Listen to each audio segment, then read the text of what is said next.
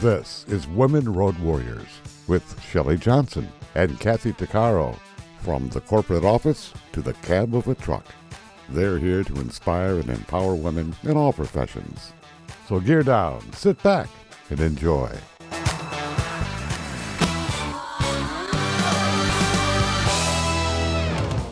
Welcome to Women Road Warriors with Shelley Johnson and Kathy Tuccaro. We're a show that works to inspire and empower women in every profession and lifestyle, including the office, trucking, the trades, and even motherhood. We power women on the road to success. We tackle all kinds of topics, and we work to encourage women to be their very best with informative guests and women who've been champions. I'm Shelley. And I'm Kathy.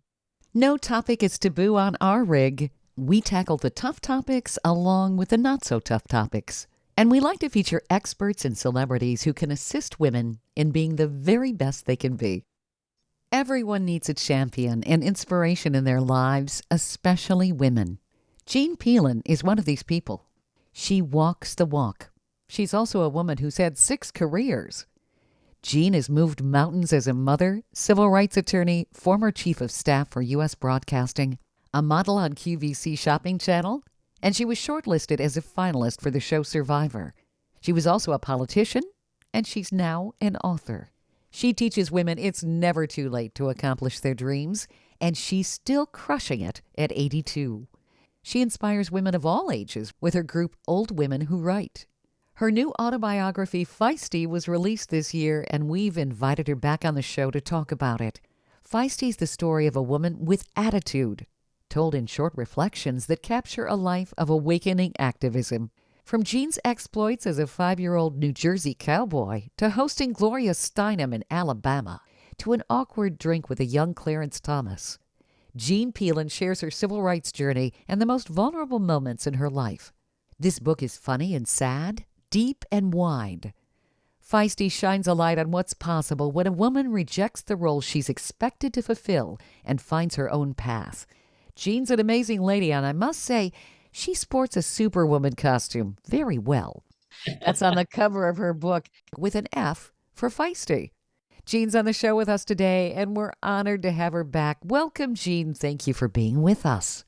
Thank you. I've been wondering how you guys are doing. I so enjoyed the first interview we had together, at least, 6 months ago, maybe. Yeah. And welcome back, beautiful lady. Yes. Thank you. I'm happy to be here and happy the book is done and it's out in the world. And I don't have to do it. Yeah. It's very exciting. That's always a sense of accomplishment. It's like, it's done. Yes, you got it. You got it. This has been sort of amazing. You know, I started Feisty during the pandemic, actually, because I was bored out of my mind. And because I live in a tiny house village in Western North Carolina. And the only thing there was to do here before the pandemic was Tuesday night taco trivia. Right? Yeah. And so I was already bored. So when the pandemic hit, oh my gosh, I didn't know what to do because I couldn't even do taco trivia anymore. So I decided to write. And, 3 years later, it's really out there. It's on Amazon. It is in the hands of all my friends and family and hundreds, approaching thousands of other people out there already. I'm amazed. Oh, I'm not. Your story is so incredible, and you're such an incredible lady. Oh my goodness. And I love the title Feisty. Yeah, that just came from sort of who I am, and it came from the first story in the book where I tell why this book is called Feisty. Mm-hmm. I didn't know, did you want me to, this book, Feisty, has 65 chapters, which sounds like, oh my God, War and Peace. However, each chapter is so short, it's a page or a page and a half. Okay. That somebody can read it, when they're going to bed at night or whenever, and they can read a whole chapter and feel real good about it. And it's only been a page. Mm-hmm. So, did you want me to read it all while we're talking here? You can. How about you give us a summary of what it's all about? I mean, Sure. how about we start out with when you wanted to be a 5-year-old New Jersey cowboy, where it all started. I love that. What is a 5-year-old New Jersey cowboy?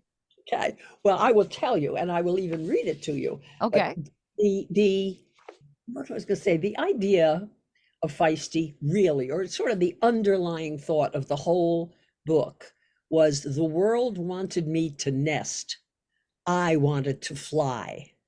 And that Ooh, I like that. underlines everything. It underlines my life, really. So, okay, let me read you because I think you'll enjoy it. Okay. What I Wanted, this is called 1949, age 8, because this book goes through my life from age 5 to age 80, 82 now. So, what I wanted, there aren't any cowboys in New Jersey. Even so, every night I slide out of bed quietly so as not to wake my sister. I put on the white half mask I got for Halloween and stand at the end of my bed facing the closet where the bad guys live. I let my hands drift over my pretend 6 guns, ready to shoot. It's a face down. I walk slowly, leather holsters slung around my hips, down the dusty street toward the bad guy. You sure you want to do this, partner? I ask, my voice soft but powerful. He cowers at the sight of me and my guns. I fast draw my guns. The bad guy surrenders, hands up.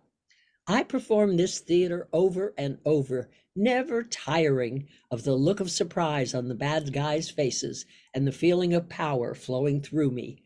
I learned everything I know about being a hero cowboy from the 4 o'clock Western. Good guy line. Come on, cowboy, you know that's not the right thing to do. Bad guy line. We'll ambush them in the canyon. Cowboys never seem afraid and never seem to doubt the outcome, while the bad guys are always wrong about it.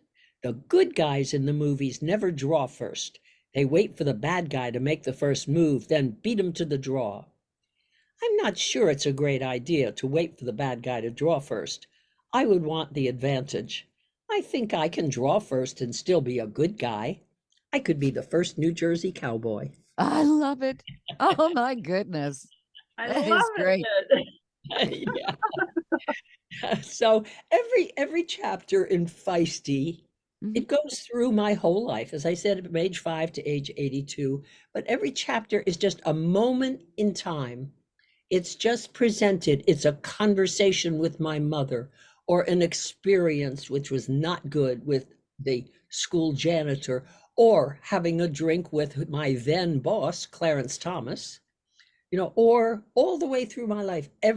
I just picked moments that have stayed in my mind for years and years. And sometimes I don't even know why. I mean, did you ever have um, memories that stay in your mind Oh and you yeah. don't know quite why? Why are they so present, even when they didn't seem to mean a whole lot at the Mhm. time? Do you Yeah. know what I mean? Yep.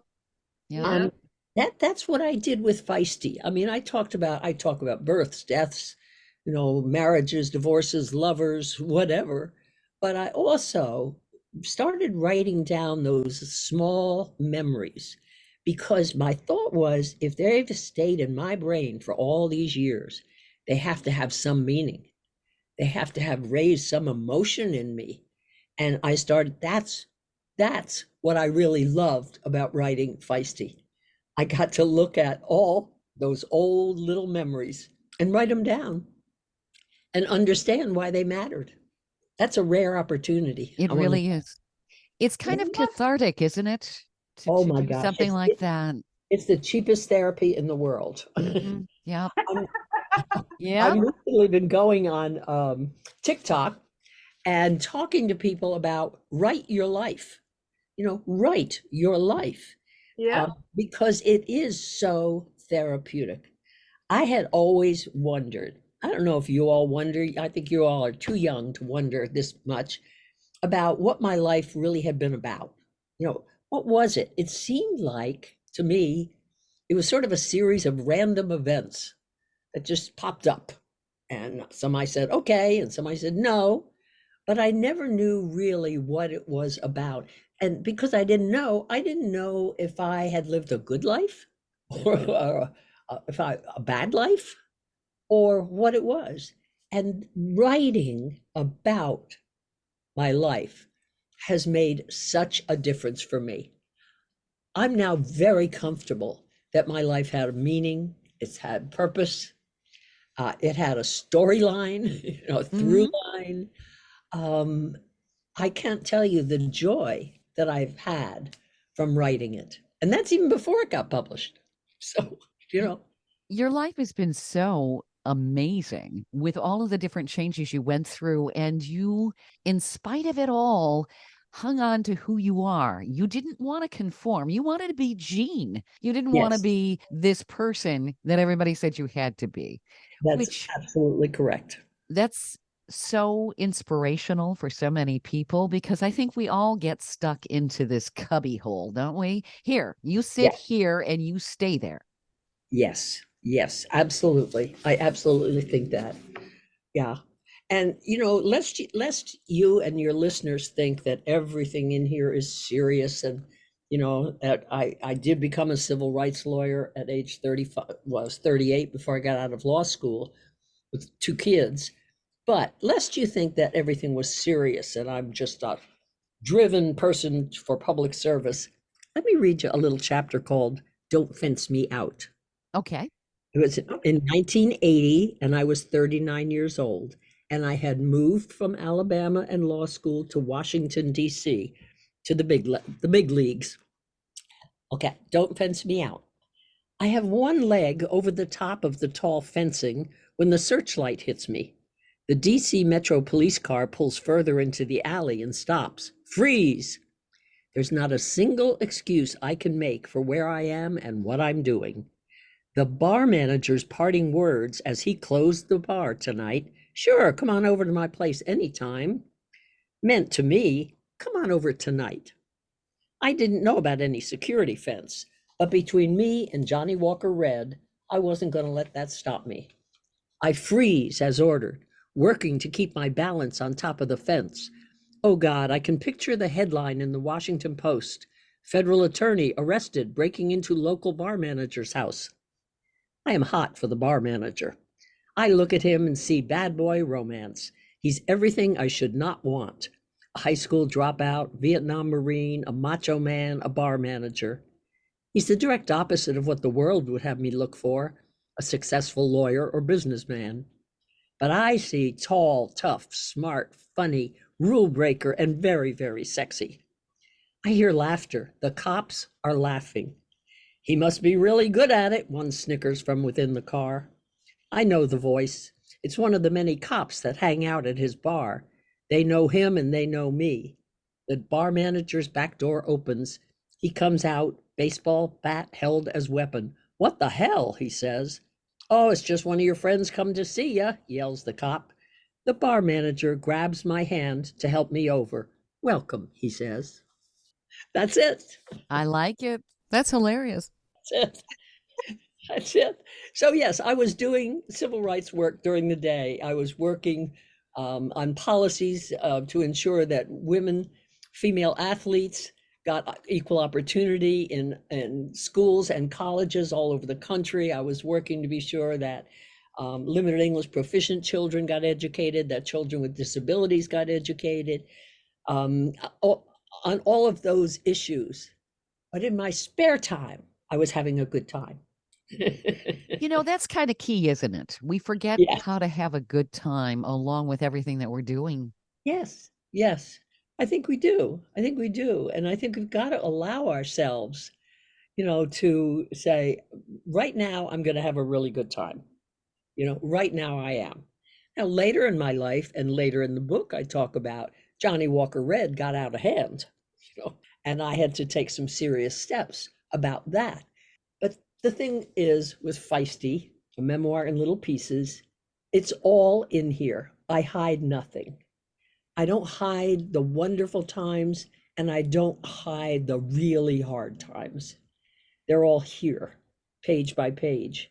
It's basically my life on a plate, is how I think of this book. Sure.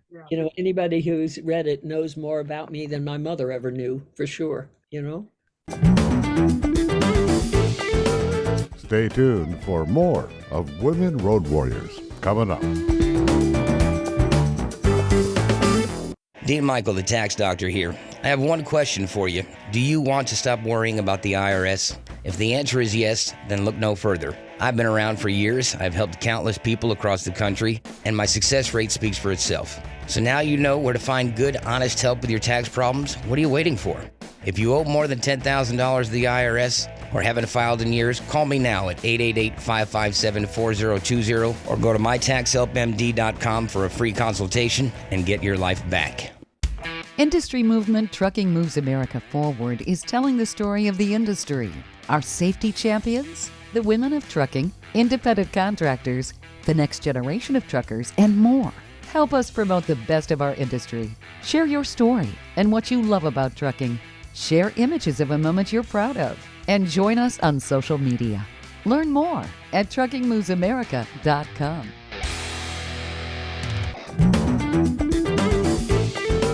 Welcome back to Women Road Warriors with Shelley Johnson and Kathy Tuccaro.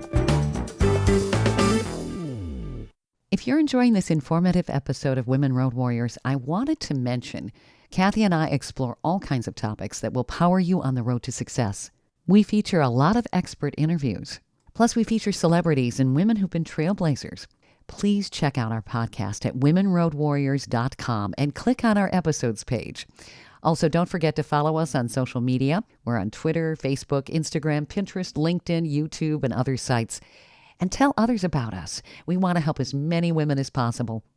According to our guest author, Jean Peelin, the underlying idea behind her autobiography, Feisty, is the world wanted me to nest, I wanted to fly.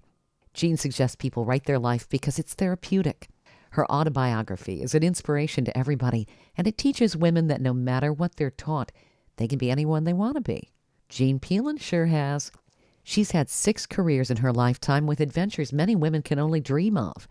They led her to help so many people who had no voice. Jean talks candidly in her book about good times, hysterically funny times, and serious times that guide the reader on a journey to Jean's self-awareness as she realized and achieved her true purpose. Feisty's truly inspiring. She talks about life and all of its quirky twists and turns. You know, Jean, that really is the way life is. We have all of these experiences and it shapes us. And we really always have to, I think, take a step back and say, who am I? Yeah. I don't think a lot of people know that. And I think you've had maybe a better handle on who you are. And I don't think I did. I think No? I now. okay. I don't think I did. I agree with you completely that most of us, we just don't think about it. We just, or we don't want to dwell on it. We don't want to know, or we get disappointed in ourselves or something. But, one of the things I realized by writing this was that it's the bad times in my life. I mean, it's the crisis times, childhood molestation, for instance, Ooh. that shaped me. It wasn't the good times. It was the difficult times that really sort of honed my character, that gave me insight into what I wanted to do in my life. And that was a big discovery for me. That as much as I dreaded and said, oh, that was awful, what happened was terrible, it had an effect on who I became. You wanted to make a difference. It galvanized you. I did. I wanted to, particularly with the molestation part, that piece, I felt so voiceless when that happened. I was like 10 years old. And I can remember the feeling of powerlessness and voicelessness. That's a long word, voicelessness. I remember it so strongly. And I don't remember making any commitment about it, but what happened in my life was almost everything I have done is geared toward giving voice to the voiceless, everything. And really the voiceless, it can be everything from of course, working in civil rights areas. It can mean fostering animals, fostering dogs who are voiceless when they're strays and they end up in the pound. It can mean on the little island I lived on for 10 years off the west coast of Florida, when it was attacked by developers and Airbnb, and the communities were being, little communities that had been there forever were being pushed out, destroyed. It meant that they were the voiceless ones. So it doesn't only mean, oh, you have to go into civil rights work. It can mean that you give voice to people or animals or whatever situations around you where you see that there are some people in power and some people not in power, or animals. Do you know what I mean? Yeah. So you can tell that writing this was enormous for me. Enormous. Well, it's wonderful that people can get to know you, the incredible things you did, and the things you're still doing. And you're telling people with this book that everyone can make a difference. Every Yes. single one of us. Yes. And the difference doesn't have to be, worldwide. You don't have to start an international, nonprofit. It can be right in your home, In your changing. own backyard, in your own Yeah. neighborhood. Yes, absolutely. And even in your own home, because I mean, even changing the relationships you have, that may be tense or unhappy or, have a history of conflict. Even that, is huge, and it can be the purpose for you. That's how I see it. Now, can I tell you about, I just came back from 2 weeks in the Washington, D.C. area where I had 8 book events.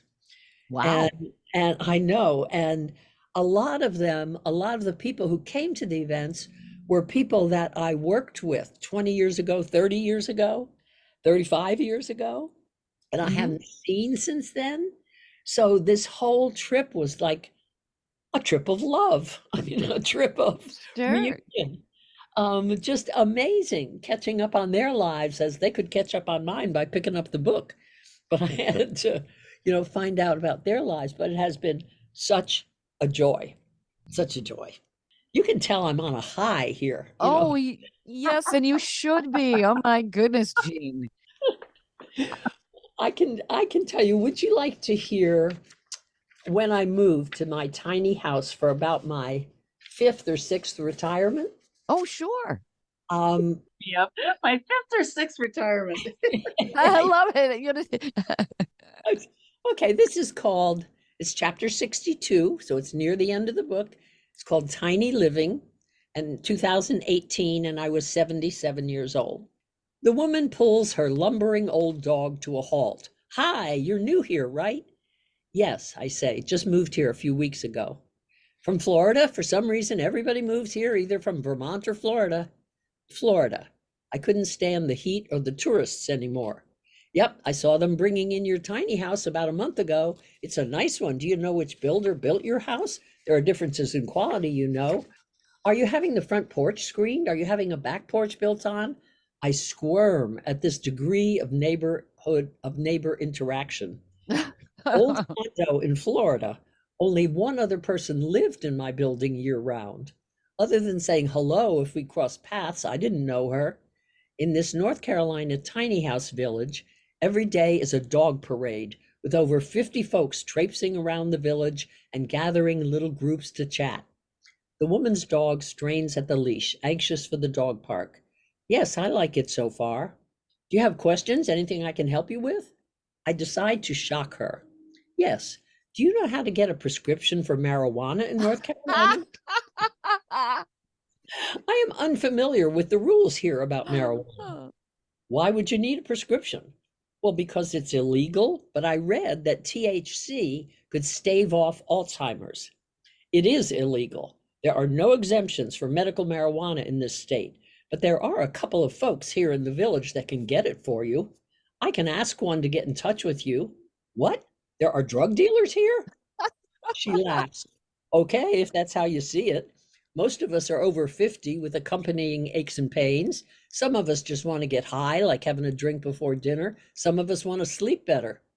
Yes, please. I would like to have someone contact me.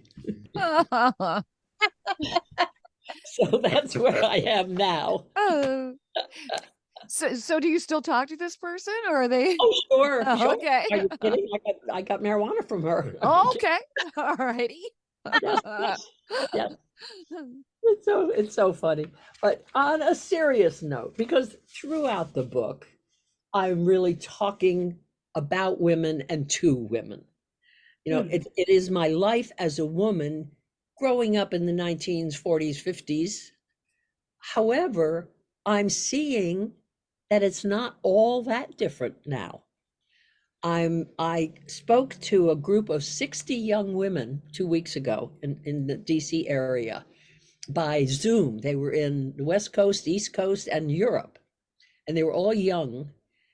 And I rewrote my speech 3 times because I was so afraid they would not be able to connect with anything I'm saying in this book.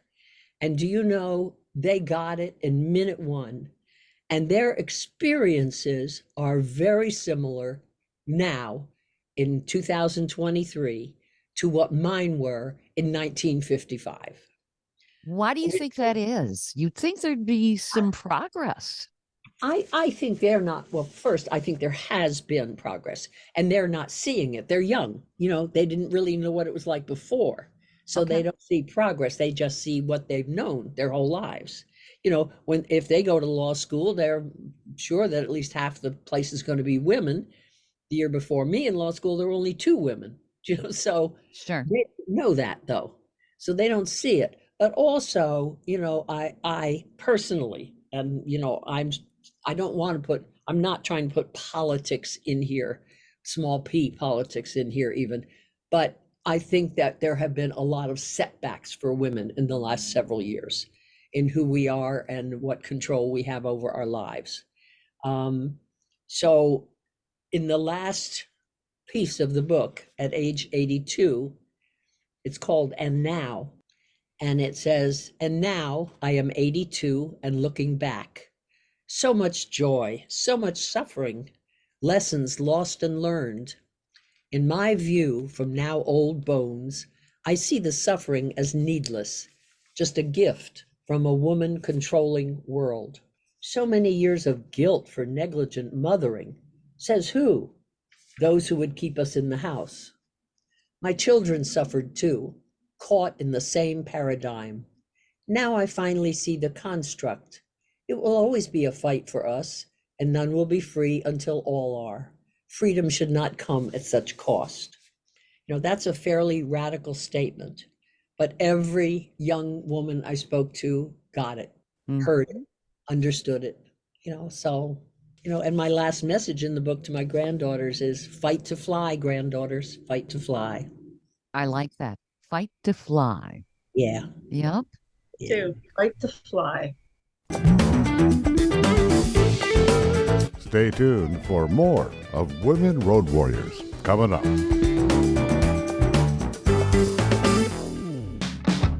Trucking Moves America Forward, or TMAF, is building a positive image of trucking by telling the story of the hardworking drivers and industry professionals who support the industry. And you can be a part of it.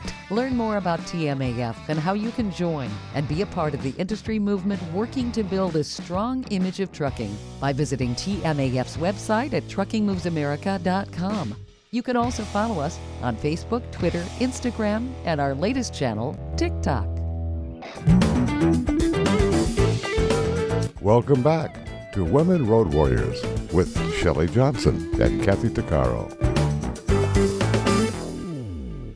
Everyone can make a difference in the world. Jean Peelan is living proof. She spent her life helping other people, with 6 careers that have included being a civil rights attorney and former chief of staff for U.S. Broadcasting. She's been a champion for women and people who have no voice. Her autobiography, Feisty, is a memoir of her inspiring life that will motivate women to move mountains. Jean writes and talks about women and to women in her memoirs. It's her insight about what it was like to grow up over 60 years ago and how many women are still facing some of the same issues, as well as obstacles. Her book empowers women with some very interesting, funny, and even sad stories to make changes to keep us moving forward. One of her last messages in her book is fight to fly. That's such a profound message for all women, Jean. I really like that. When you think about it, it does seem like women are pigeonholed perhaps more than men. As a woman, I've seen that. It's like you need to do, you should do, you should. As I've said in the past, I stopped shoulding on myself a long time ago. Yeah, It's like, right. why should I? That's not what I want to do. And why can't I do this? Right. Well, wouldn't it be wonderful if the world understood that there can be balances, that I can be both a mother and a lawyer, or a mother and a truck driver, or a mother and anything else Right. that I choose to be.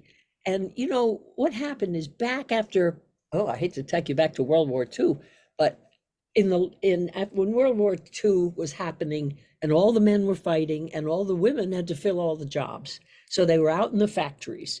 And then the men came back from war. And what happened is the women didn't want to go back full time into the house. So there was a national campaign to make wifehood and motherhood holy, to make it be your God given purpose. And it was actually that campaign to get women back into the house so men could have the jobs back.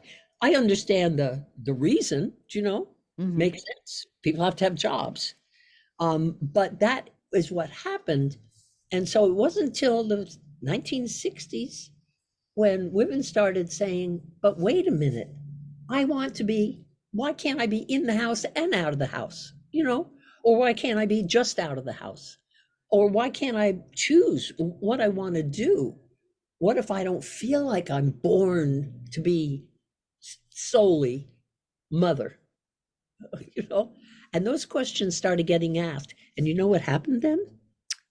A lot of articles in books, magazines, even women's magazines, blaming working mothers for juvenile delinquency, homosexuality, pregnancies, unwed pregnancies, that it was because the woman was out of the house.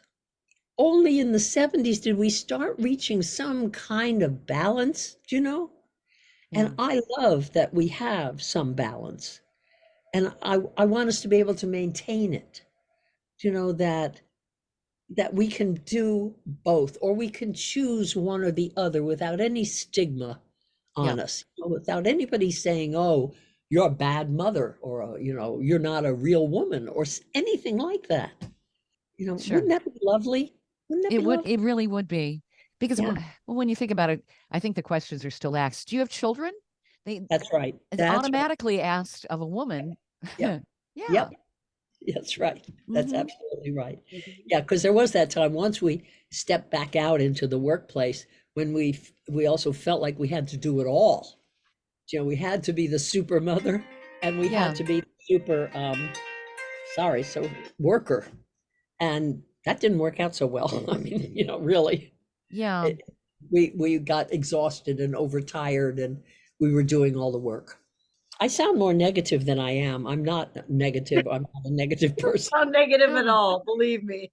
no, Good. you're being realistic. And it's interesting that women are still stigmatized, maybe Yes. not in the same Paid way. less. I'm paid less. Yeah. Yeah. And they make a lot of different excuses as to why that is. I don't think women necessarily are taught how to say, hey, this is what I deserve. Yes. I think we'll take a back seat and say, oh, okay, well, that's probably good enough. I agree with you. I sure do. Yeah. That happens sometimes because we don't know how.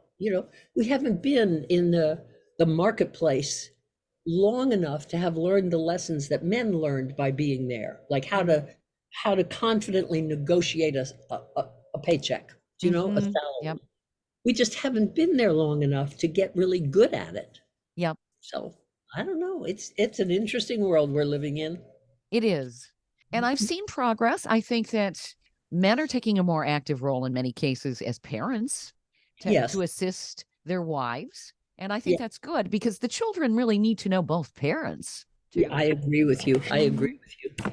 As we're talking, I'm moving into another room in my house because some great big motor has started. I don't know if you can hear it. I could hear it. A little bit. Yeah, I'll move out of the Well, can you tell I'm broadcasting from the bathroom? That's always a good place to be. What the heck? That's It's usually true. when I get phone calls too. So Yeah, I know.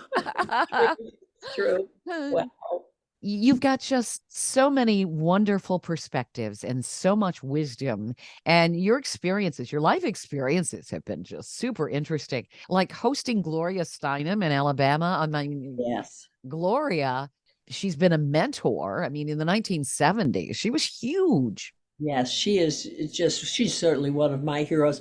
I discovered many of my heroes are younger than I am, which is unusual. But I think we're around the same age actually now, or not now, always. But yeah, she was a hero of mine, and she was the one who really woke up my female brain. Um, she came and spoke when I was at the finishing. I had two kids, and I went back to finish college because I had dropped out thinking I was dumb years earlier. And she came to speak, and I thought, what is this stuff all about? I don't get it. I don't understand it. What is her problem? And then I started reading about what she said and thinking about stuff that she said. Um, and then the first issue of Ms. Magazine came out, and I remember reading it. And at the time, I was in school trying to finish college, and I was working full time, and I was a mother to two children. And my husband had a job, but that's all he did. He had a job. We worked the same hours, but I did the other things. And she had an article in that first issue of Ms. Magazine called I Want a Wife. I thought, what? What? What do you mean I want a wife? And I started reading it, and it was all about the situation I was in. It was all about, yes, I would like a traditional wife, the kind that makes the dentist appointments, that takes the kids to school, that makes cupcakes for the school parties, that keeps my calendar, that runs our social life, plans our social life for us, that cooks good meals, that cleans the house, that works and brings in money. And I thought, holy moly, why haven't I heard this before? Why haven't I thought about this before? Any of it. So in the back of my mind, that article, I Want a Wife, stood out, in my mind. And for Mhm. the first time, I understood something about the situation we were in, as women at that time, the situation we were in. And she really had an effect on my life, and I'm grateful to her. So she came to Alabama. I will tell this story. It's in the book. She came to Alabama along with a woman named Flo Kennedy, who was an outrageous kind of person. And two friends and I, who were just new to the women's movement, we didn't know what we were talking about or doing. We offered to pick them up at the airport. They were going to speak at the University of South Alabama. I can't imagine how they ever got invited, but they were going to speak. So my one friend, who was an artist, she made T-shirts for us and a couple for them. And the T-shirts had great big, very colorful, they were silk screened, and they had a giant over decorated cupcake with lots of frosting on top, and this evil looking razor blade sticking out of the frosting. And the sentence said, Southern feminists. Southerners feminists, Southern women are known for their sweetness. And so they got off the plane, and three of us are standing there in these T-shirts. And I'm thinking, oh my God, what are they going to think of us? We're here to pick them up. They're going to be horrified. And they came off the plane, and Gloria Steinem was then, she was gorgeous and tall and very New Yorkish, and boots and jeans and big sunglasses and long hair. And Flo Kennedy was, for some reason, I still don't know why, dressed like a cowboy.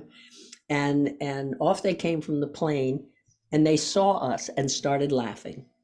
They just laughed. And my friend pulled out two T-shirts for them. And I thought, oh, don't do that. They'll never put them on. Well, they dropped their bags and put those T-shirts over their heads and just grabbed us an arm in arm. The five of us walked out of the Mobile, Alabama airport. It was just fabulous. It truly was. Right. Yeah. That's in the book, of course. Yeah. So, what was Gloria Steinem like to talk to? I mean, she really faced some adversity, Oh, yeah, she speaking did. out the way she did. Yes, she absolutely faced adversity and was and very brave. You know, she went undercover as a Playboy bunny one time. Oh, She wow. I didn't know that. That's pretty Yes, she was a interesting. journalist. She was a journalist, Okay. and she's always doing research journalism. So she went undercover as a Playboy bunny in a Playboy club, and for some months, and then wrote a whole article about the horror of it, of the Right. experience.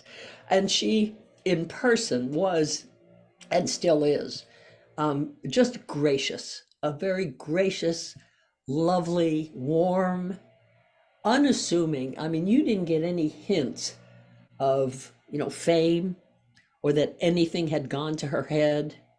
She it was just, I don't mean to be speaking about her as though she's dead, because she's not. Her matter of fact, she has her, I think it's her 85th or something birthday next spring, um, which I hope to go to her party.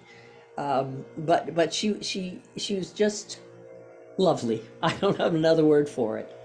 I mean, you knew you were really talking to a smart person, but you Hmm. were also talking to a humble person. Wonderful combination. And she inspired a lot of women. And Jean, you're doing the same thing. I I hope so. I find your entire career and all the things you've done for people just monumental. Stay tuned for more of Women Road Warriors coming up.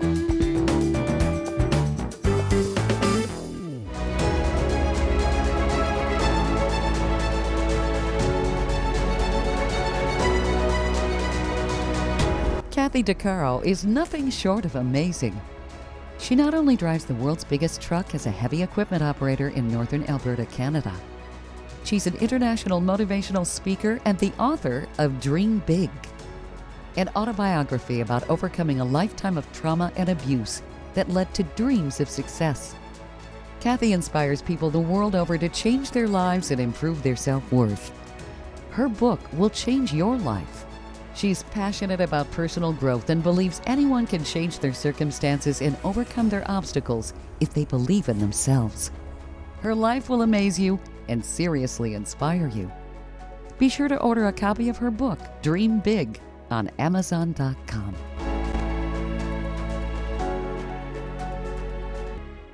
Industry movement Trucking Moves America Forward is telling the story of the industry, our safety champions, the women of trucking, independent contractors, the next generation of truckers, and more. Help us promote the best of our industry. Share your story and what you love about trucking. Share images of a moment you're proud of. And join us on social media. Learn more at truckingmovesamerica.com. Welcome back to Women Road Warriors with Shelley Johnson and Kathy Tuccaro. Jean Peelan is just an amazing woman. She's had 6 careers in her lifetime, and she's still going strong. She's moved mountains as a mother, civil rights attorney, former chief of staff for U.S. Broadcasting. She was shortlisted as a finalist for the show Survivor. She's been a politician and author, and she teaches women it's never too late, and they can do anything. She's still going strong at 82 as an author, and she inspires women of all ages. Her new autobiography, Feisty, will make you laugh, cry, and get inspired to be nothing short of feisty and determined to be anything you want to be. Feisty is the story of a woman with attitude, told in short reflections that capture a life of awakening activism. From Jean's adventures as a 5-year-old New Jersey cowboy to hosting Gloria Steinem in Alabama to an awkward drink with a young Clarence Thomas, Jean Peelan shares her civil rights journey and the most vulnerable moments in her life. We're honored to have her on the show, and we've been learning so much from her. Jean, you're such an inspiration, and you've got so many projects you're always working on. Besides your book, what's your latest project? I now, of course, I've got a new passion now, which is that, I started a website and a Facebook group called Old Women Who Write. Mm-hmm. And I got a lot of pushback on the word old, let me tell you. But I insisted that we say old women who write. And it's because since I've been retired this time, I've really done a lot of thinking about women in their 70s and 80s and 90s who we've lost our place entirely in this society, in this culture, that we used to have a role, the wise elder. Yes. role, well, it's just gone because everybody's mobile. We don't live in the same town with our grandparents and our children and our children's children. So Right. there's nobody to be wise to, Sure. or Yeah. for. And so I think we old women have just sort of lost, oh my goodness, these machines, they're mowing lawns. Can you believe it? Um, I think we have lost a sense of who we are and what our purpose is now Yeah. in our 70s and 80s and 90s. So I'm encouraging women our age to write, write nonstop. Goodness, can you hear this? Yeah, we're hearing the buzz. I'm so sorry. Oh, that's all right. Yes, to shut it out. So my goal now is to say, let's us in our 70s, 80s, 90s figure out why we're here now.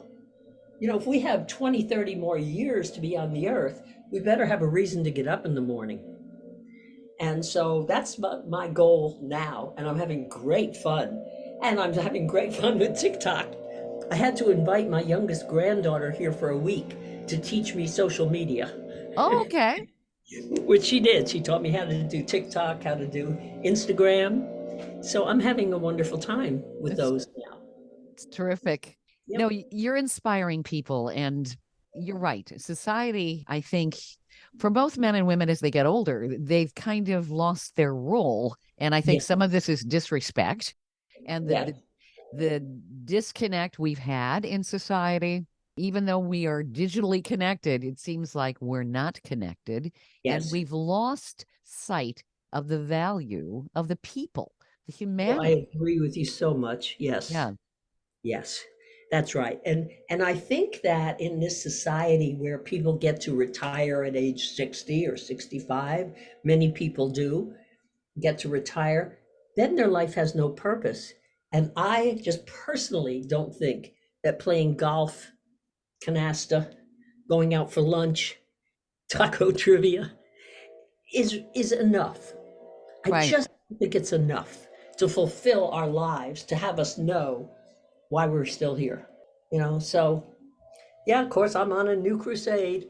That's what my daughter said. Okay, mom, see you're on a new crusade. I love it. And your book is so insightful. It's going to inspire so many people. Where do people find your book? Oh, they can find it easily. First of all, Feisty, a memoir in little pieces, and it's on Amazon, and it's on Amazon in paperback and Kindle, and I recorded it, so it's on audio. You can listen to it in your car. It's on all three of those, and it's just widely available. Wonderful. This is just what the doctor ordered for women to get inspired. And if they thought that they had no sense of purpose, all they have to do is read your book. I hope so. I do. I do. Yeah. I love it, Jean. You're such an inspiration, and you're really entertaining. Oh, good. I'm glad to hear that. Life is entertaining, and I'm not sure how I would have gotten through 82 years without a sense of humor. Isn't that the truth? Yeah, sense of humor Yep. really is. That's something everybody has to have. Going through life as a grump, it's just going to make it so much worse when you run into issues. Right. And it's good to have the ability to laugh at yourself. That too. Yep. Oh my God. I do that all the time. It's like, oops, I did a Shelley. Let's Yeah, laugh. right. But when you get caught by the cops climbing over a fence in Washington, D.C., Ooh. Well, thank you, Jean, for being back on the show. I hope you sell millions of books. Oh, so do I. So do I. Listen, next time we talk, you're going to help me pick out what actress is going to play the lead. All right, for your movie. Absolutely. I love it. Well, we can dream. We can dream. Why Yeah. not? I think people would watch it. I would. Yeah. Listen, I want to say you two keep doing what you're doing. I said it last time, but I want you to hear it again. I really admire the two of you, what you're doing in life, what you're doing with this podcast. I think it's wonderful. Thank you, Jean. Thank you so much. Yes, we're on a mission to empower women. I know you are. Yeah. You're doing it. You're doing it. Well, thank you. And so are you, Jean. This is great. Thank you for being back on the show. Sure. Y'all take care of yourselves. You too. Talk to you soon. If you want to learn more about Jean Peelin and get even more inspiration from her incredible life story, be sure to check out our earlier interview on Women Road Warriors with her. It's episode number 68. It's entitled, A Woman Who's Had 6 Careers Says It's Never Too Late. It's worth a listen, definitely. And don't forget to buy her book, Feisty, a memoir in little pieces. We hope you've enjoyed this latest episode. And if you want to hear more episodes of Women Road Warriors or learn more about our show, be sure to check out womenroadwarriors.com. And please follow us on social media. And don't forget to subscribe to our podcast. Thanks for listening. You've been listening to Women Road Warriors with Shelley Johnson and Kathy Tuccaro. If you want to be a guest on the show or have a topic or feedback, email us at sjohnson@womenroadwarriors.com.